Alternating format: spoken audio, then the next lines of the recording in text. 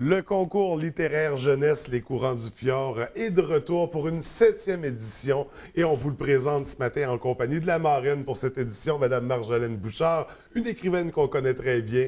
Bienvenue à l'émission, ça va bien? Oui, très bien, merci François. Écoutez, on va faire un rappel concernant le concours littéraire jeunesse Les Courants du Fjord. C'est un concours qui s'adresse aux jeunes. De quelle portion de territoire exactement? Alors, le concours Les Courants du Fjord s'adresse spécifiquement aux étudiants des écoles secondaires inscrits en secondaire 4 et 5, Oui. des écoles secondaires de la région du Saguenay-Lac-Saint-Jean et aux étudiants inscrits au niveau collégial. OK. Donc, des 4 institutions collégiales de la région également. Donc, le thème cette année, on le disait, Chut, c'est un secret. Oui. Puis, c'est un concours qui est orchestré, il faut le dire, par la Société d'études et conférences du Saguenay-Lac-Saint-Jean. Je voudrais juste rappeler peut-être aux auditeurs que la Société d'études et conférences est une organisation qui existe depuis 77 ans dans la région et qui s'occupe de la promotion de la culture, des arts et des sciences depuis tout ce temps. Et puis, particulièrement la littérature, ben, quelle belle façon de promouvoir ce thème avec le concours Les Courants du Fjord pour inciter nos jeunes à écrire. Un de nos beaux concours littéraires. On dit des jeunes secondaire 4 au collégial. On se situe dans le 15-21 au niveau des oui, âges. environ 15-21, exactement. Puis moi, je pense que c'est vraiment un bel âge pour inciter les jeunes à écrire. On croit souvent qu'ils sont dans les textos, puis dans l'éphémère, puis dans Mais le concours littéraire permet la longueur de temps, la réflexion, le recommencement, le courage, la détermination. Puis c'est un âge aussi... on dit des adolescents ou des jeunes adultes, on est en devenir, on est en train de fixer son identité. C'est la transition, là. C'est une transition, c'est ça. Puis l'âge de tous les possibles. Hein? On se souvient, je ne sais pas, François, si vous étiez comme ça, mais on a l'impression que notre cœur va exploser parce qu'il est trop plein de passion, d'amour ou de peine. On est les maîtres du monde à cet âge-là. Mais c'est aussi l'époque des premières fois, le premier emploi, premier amour, première peine d'amour. Puis je pense que le thème « Chut, c'est un secret », c'est une belle façon d'aller exploiter puis d'explorer ces zones-là, puis de le mettre en mots. Ça devient peut-être un exutoire ou une thérapie, mais j'espère que ça va inciter beaucoup de jeunes de nos institutions secondaires ou collégiales à participer à ce beau concours. C'est une belle chance. Oui, oui. Et tu as accepté d'être la marraine pour cette nouvelle édition, 7e édition. Mais tu avais déjà un lien avec le concours, là. Je veux dire, c'est pas... tu avais déjà participé par le passé. J'ai déjà été membre du jury. Oui, oui. Dans les premières éditions. Puis j'ai toujours eu un très bon contact avec les personnes très dynamiques de la Société d'études et conférences qui nous suivent dans nos différents événements, que ce soit à l'Association professionnelle des écrivains de la Sagami. J'ai déjà donné une conférence pour les gens de la Société d'études et conférences. Donc, ce sont des liens, des contacts qu'on construit d'année en année. Et c'est vraiment un grand plaisir pour moi d'être la marraine cette année.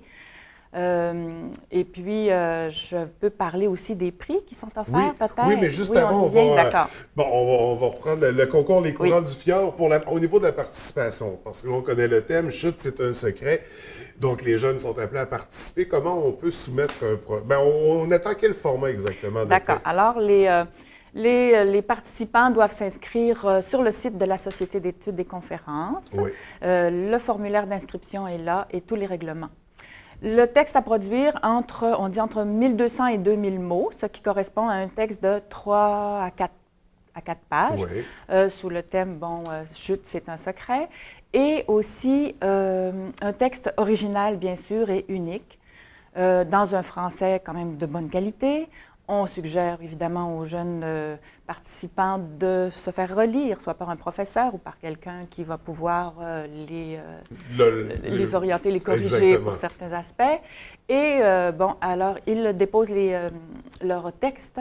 Ils doivent le faire avant le 4 décembre. OK. Oui. Donc, on a jusqu'au 4 décembre pour soumettre le texte. On passe par le site Internet?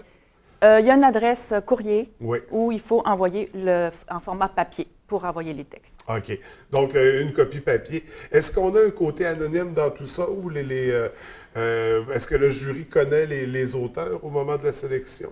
Tous les règlements sont écrits dans le site Internet. Et puis, je ne pense pas qu'il y ait d'anonymat qui soit conservé, là.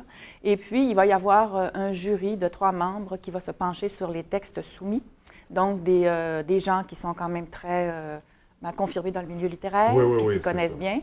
Et les prix vont être dévoilés lors d'un grand gala qui aura lieu le 16 février 2018 à la Pulperie. Donc, les gagnants qui se verront remettre quoi exactement? Les gagnants vont... en fait, il y a 4 bourses qui vont être octroyées. Alors, premier prix, 350 $, deuxième prix, 250 $, le troisième prix, 150 $, puis une mention spéciale de 50 $. Puis quand je vais dans les écoles pour en parler, je leur dis, je vais vous dévoiler un secret. Souvent, 350 $, c'est ce que reçoit un auteur confirmé pour un ouvrage pour lequel il aurait travaillé pendant une dizaine d'années, des ouvrages de 300 ou 400 pages, pardon, et c'est ce qu'il va recevoir en droit d'auteur. Alors là, on vous demande de faire un texte de 4 à 5 pages. Et puis, c'est des mots payants. Quand même. Non, mais c'est une belle reconnaissance, puis c'est une façon de s'inscrire dans son milieu, dans sa communauté. Peut-être qu'on va découvrir de nouveaux auteurs. Voilà. Alors moi, après le Salon du livre, on en a vu de jeunes auteurs qui ont lancé. Là, je vais essayer de réveiller la plume de ces gens-là pour la relève. Parce que malgré ce qu'on peut croire, la littérature est quand même présente chez les jeunes. On l'a vu d'ailleurs la semaine dernière, les jeunes qui fréquentent le Salon du livre, qui adorent ces activités-là. Puis avec les concours littéraires qu'on propose comme ça aussi, ça entretient ça, puis ça peut donner la piqûre à de nouveaux jeunes. Je pense que la littérature, c'est ça, est quand même présente. Ça nous prend des intervenants comme vous pour la développer, pour la propulser. Mais heureusement, c'est ça, on a des jeunes qui participent. On attend, la dernière édition, il y avait eu combien de participants au Courant du Fjord? L'année passée, il y avait eu une 40aine de participants, je n'ai pas le nombre exact.